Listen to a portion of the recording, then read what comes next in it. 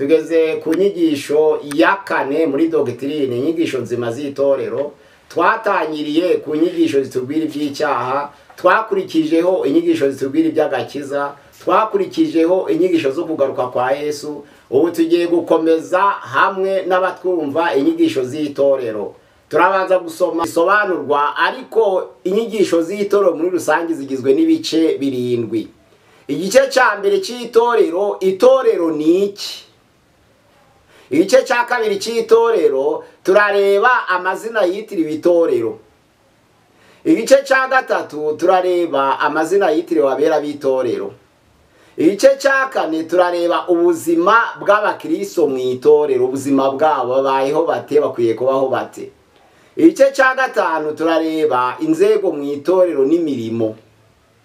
Hakora bande, ese abakwiriye gukora ni bande. Igice cya gatandatu turareba imihango y'itorero. Igice cya karindwi turareba umutungo w'itorero. Gusenga everyday, gusenga buri munsi. Nusenga uzanesha, nunanigwa gusenga uzaneshwa. Senga.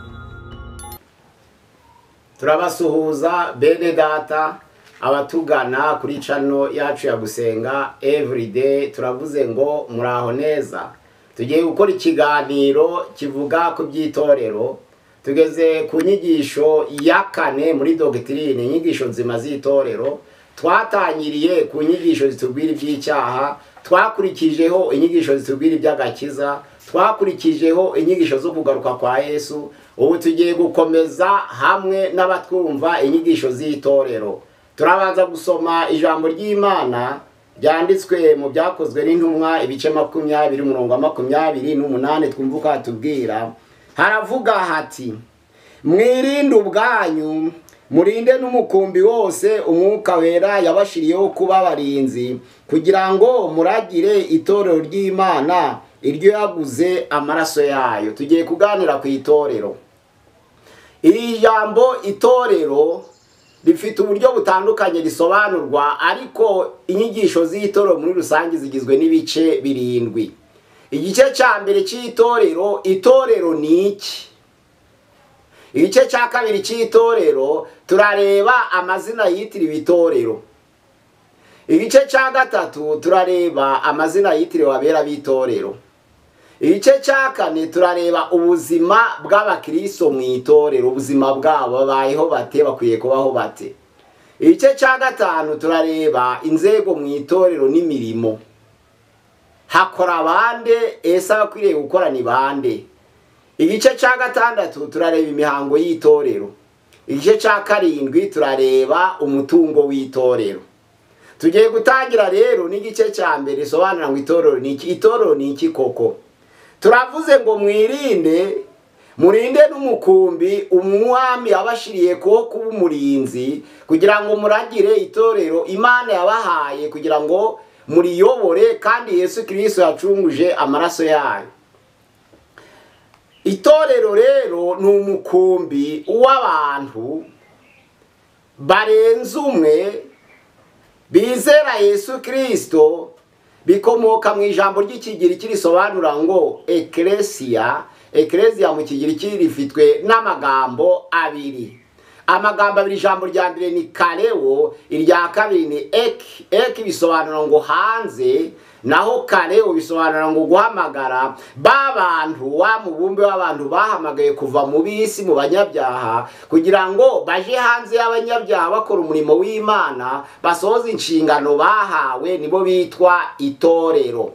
Itorero muri ayo magambo bombi ni abantu bahamagawe, ariko Bibiliya itubwira uburyo butandukanye bwo gusobanura itorero. Itorero icyambere ni ritangiriye ku bantu babiri.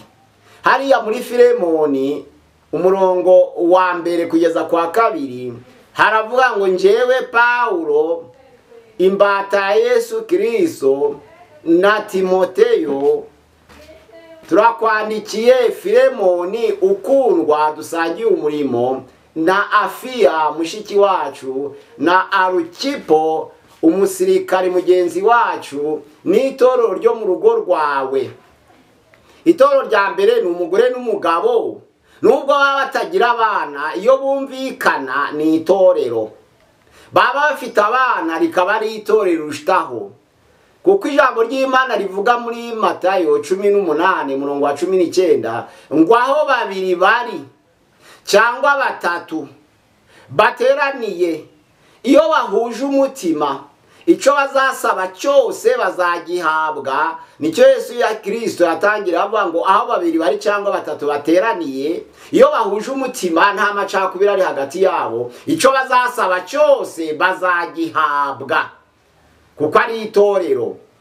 Bashobora gukora n'imihango y'itorero, haba no kubatiza, umwe yabatiza undi. Noneho rero haba igaburo, umwe yagaburira undi. Itorero Yesu Kristo yavuze ngo ritangiriye kuri babiri bamwizeye, aba ari itorero. Noneho no murinde umukumbi Imana yabashiriyeho kuba abarinzi, kugira ngo muragire itorero Yesu Kristo yitangiye akaricunguza amaraso ye.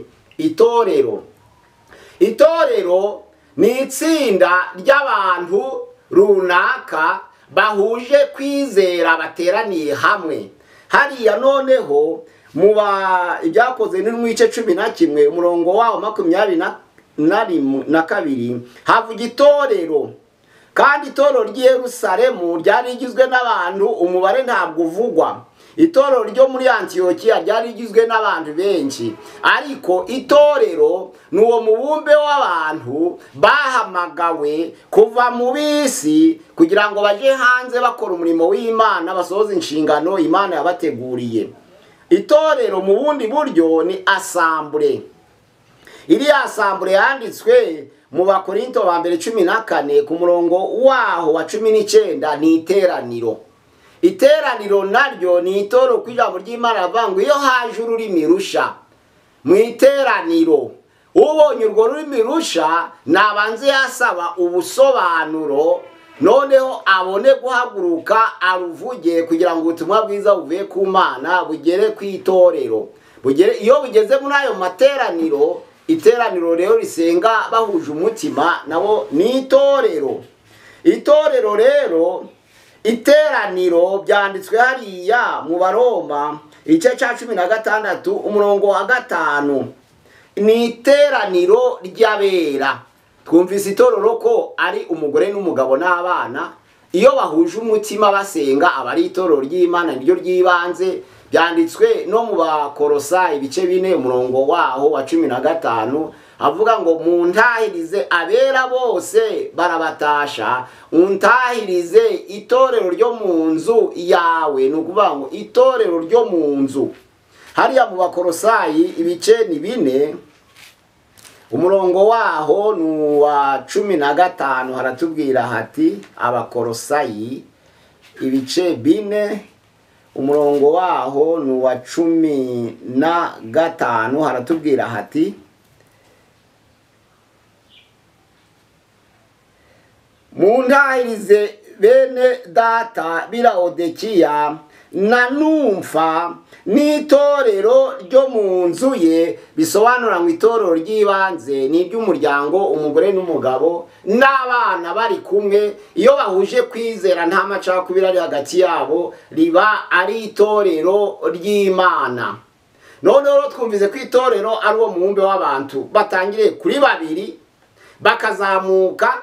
Ariko itorero mu Baefeso ibice 5 umurongo wa 20:32 havuga ko abakristo bose bo kwisi babumbiye hamwe bari mu ishusho y'itorero. Nibyo byanditswe mu Baefeso 5:32. Niryo torero ry'abaturiye isi basenga Imana bahuje imyizerere, bisobanura ngo itorero. Kabiri rero, amazina yitiriwe itorero. Itorero baryita umubiri wa Kristo Yesu. Hariya mu Baefeso 4 umurongo wa 11 n'uwa 12 haravuga ngo aha bamwe kuba intumwa, abandi kuba abahanuzi, abandi kuba avuga butumwa bwiza, abandi kuba abungeri n'abigisha. Ijambo ry'Imana riratubwira ku murongo wa 12 ngo abo bose bafatanirize hamwe kugabura iby'Imana no gukomeza umubiri wa Kristo Yesu ubu wese yahawe umuhamagaro nk'uko umuhamagaro uri, noneho kugira ngo abo bose bahurize hamwe, yaba intumwa, yaba umuhanuzi, yaba umwungeri, yaba umwarimu, yaba umuvugabutumwa bwiza, bose bafatanirize hamwe kugabura iby'Imana no gutunganya gukomeza umubiri wa Kristo Yesu. Abo bahamagaye mu itorero ryitwa umubiri wa Kristo. Turareba noneho ijambo rya mbere, umubiri wa Kristo nk'itorero, ryitiriwe itorero. Umubiri w'umuntu ufite ingingo nyinshi kandi zitandukanye.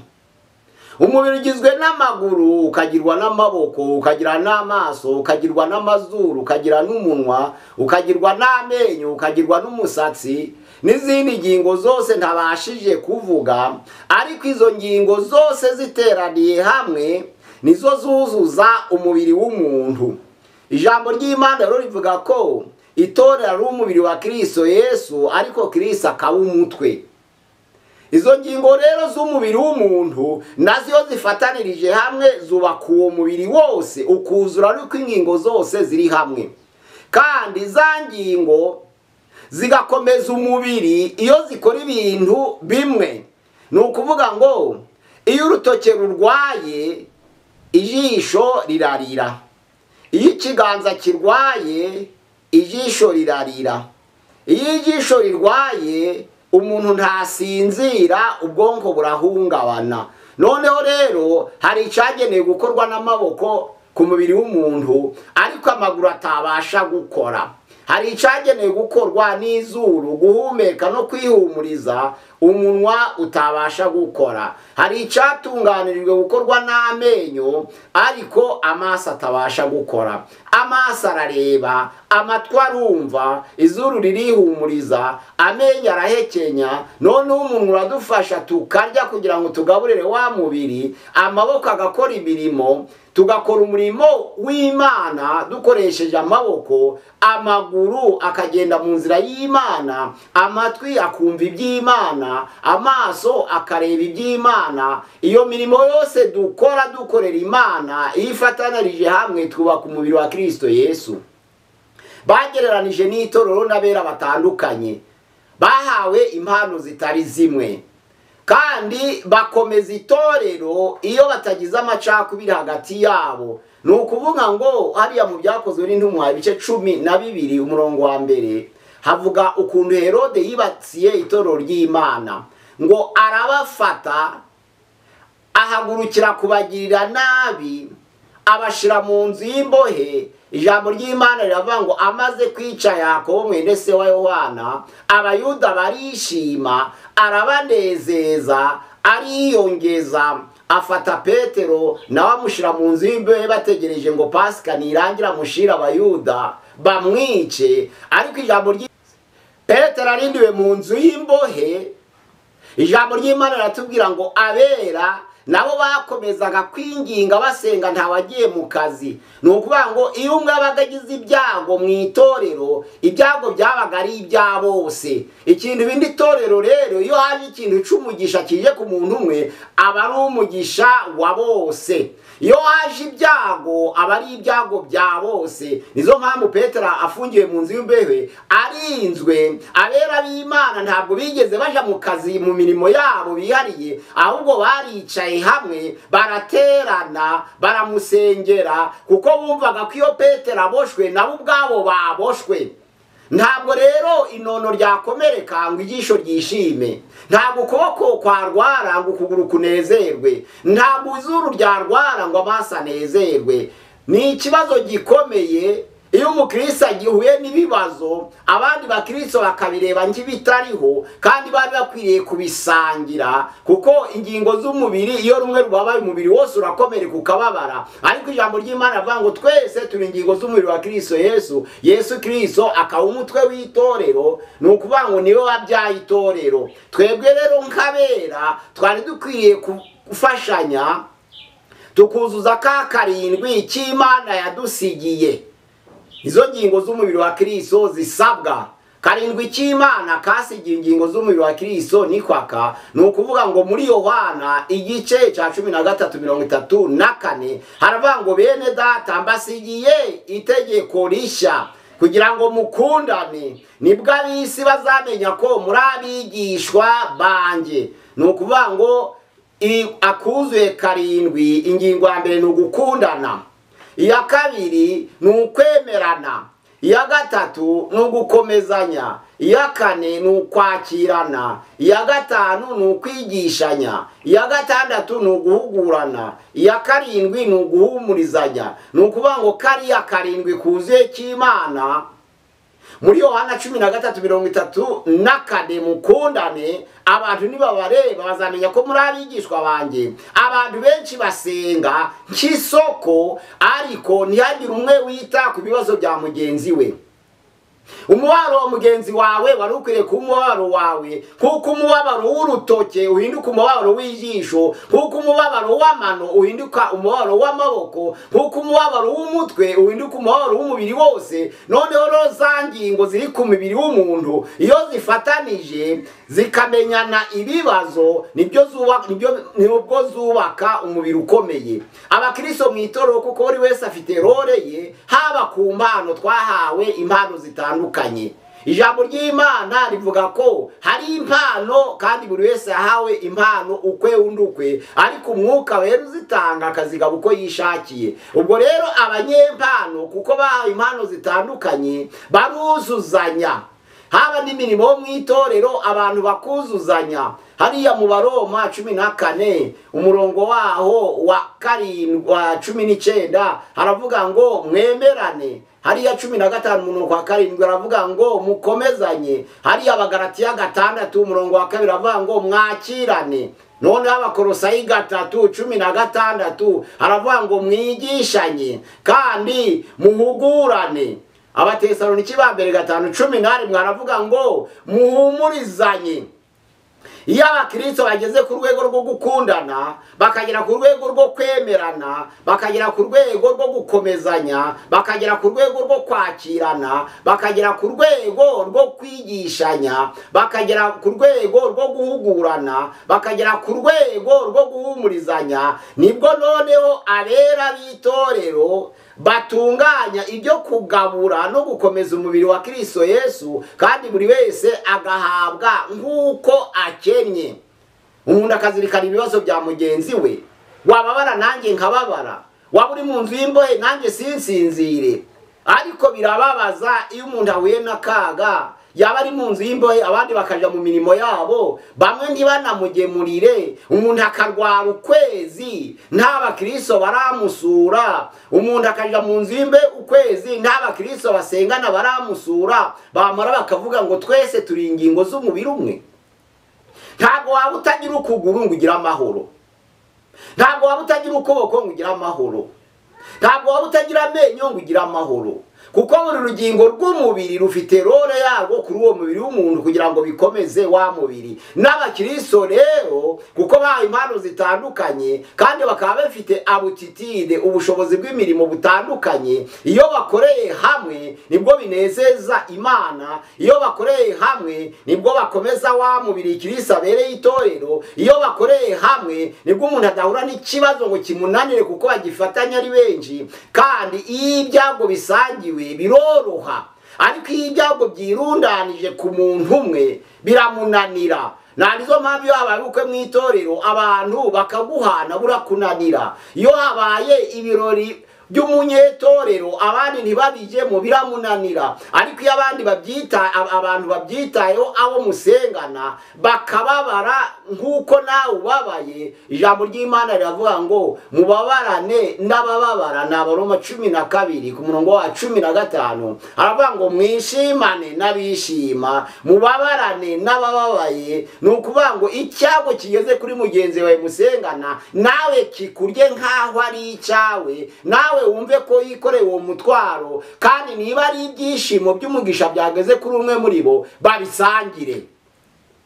Nizo mpamvu kwitwa umubiri wa Kristo ni ikintu gikomeye cyane, kandi buri wese akaba urugingo rwa mugenzi we. Ririya jambo ryanditswe muri Matayo 5 ku murongo waho wa 29 havuga ngo ijisho ryawe nirigucumuza uzarinogore urijugunye. Turacari ku mubiri wa Kristo Yesu nk'ingingo ya mbere y'amazina yitiriwe itorero. Uzarinogore urite, ikiganza cyawe nikigucumuza uzagice ukijugunye, aho kugira ngo ubugingo buhoraho, ahubwo wabura ijisho ukajaja mu ijuru uri ishongo, aho kugira amaso yombi ukaja muri gihonome. Ikiganza cyawe nikigucumuza uzagice ukijugunye muri pubere, aho kugira ngo uje mu ijuru ufite ibiganza byombi, waja mu ijuru ufite ikiganza kimwe ariko ukabona ubugingo buhoraho. Yesu Kristo yashatse gusobanura iki?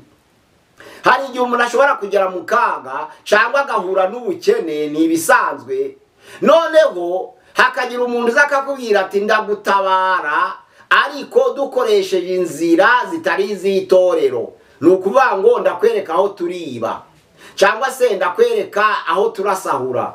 Ibyo byose aguhaye inzira yo gukemura ikibazo kandi ari umunyetorero. Ariko ijambo ry'Imana riravuga ngo umuntu nk'uwo uza kukwigisha gukemura ikibazo cyabereye mu itorero, akweretse inzira mbi, avuga ngo mwibe kugira ngo mukemure ikibazo, ijambo ry'Imana riravuga ngo aho kugira ngo ubane n'umuntu nk'uwo, wacana umubano nawe ukabana n'abera b'Imana, kuko wa undi musengana iyo akoheje gukora icyaha ntabwo aba kigufasha gukomeza umubiri wa Kristo Yesu. Yesu aravuga ngo urugingo rumwe nirugukoresha icyaha, ijisho rikagucumuza, ikiganza kikagucumuza, ijisho rinogore, aho kugira ngo urugingo buhoraho, ahubwo waja mu ijuru ufite ijisho rimwe. Ikiganza nikigucumuza uzagice ukijugunye. Ni wa mukristo musengana mwitwa ko muri ingingo z'umubiri wa Kristo hamwe, ariko agashaka kugushora mu bibi byakwangiriza umubiri. Ijambo ry'Imana riravuga ngo cana umubano n'umuntu umeze nk'uwo, aho kugira ngo ubure ubugingo wabura urugingo, aho kugira ngo ubure ubwami bw'Imana wacu urugingo rumwe rw'umubiri rukavaho. Izo mpamvu ingingo z'umubiri wa Kristo Yesu ntabwo zibereyeho gusenyana, ahubwo zibereyeho kuzuzanya.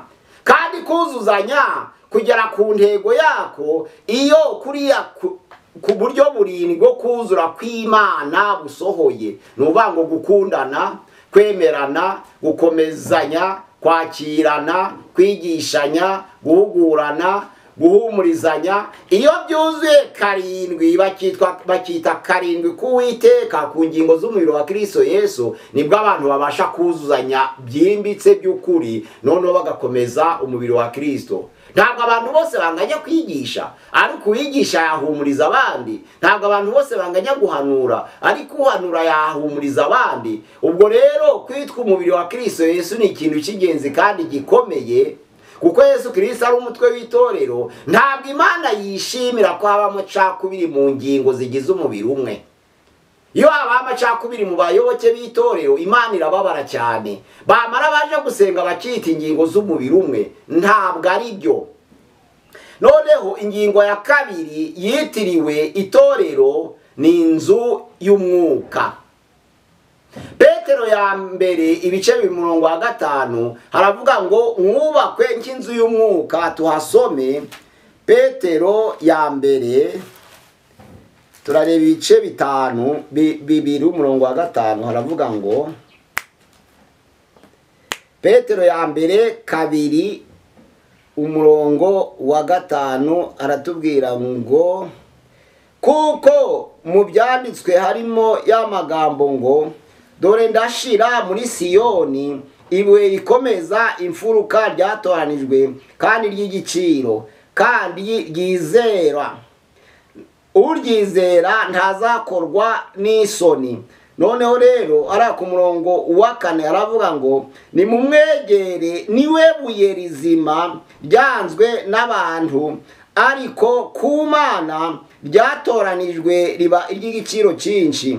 Namwe rero mwubakwe nk'amabuye mazima kugira ngo mube inzu y'umwuka. Inzu y'umwuka bisobanura ngo ni itorero ry'Imana ry'abantu bizeye bakakira agakiza cy'Imana, ariko noneho rya torero kuko ryubatswe ku butaka, ni ukuvuga ngo ni inzu y'umwuka ariko yubatswe ku butaka mu buryo bw'umubiri. Ni ukuvuga ngo itorero rikeneye gukoreshwa n'umwuka w'Imana kuko ari inzu y'umwuka, ariko rikeneye amategeko agenga isi kuko ryubatswe ku butaka. Itorero kugira ngo rikomere rigomba kugira imbaraga mu buryo bw'umwuka, rikagira n'imbaraga mu buryo bw'umubiri. Nanizo mpamvu bahise ngo muri inzu y'umwuka, ya nzu y'umwuka yubakwa ku butaka.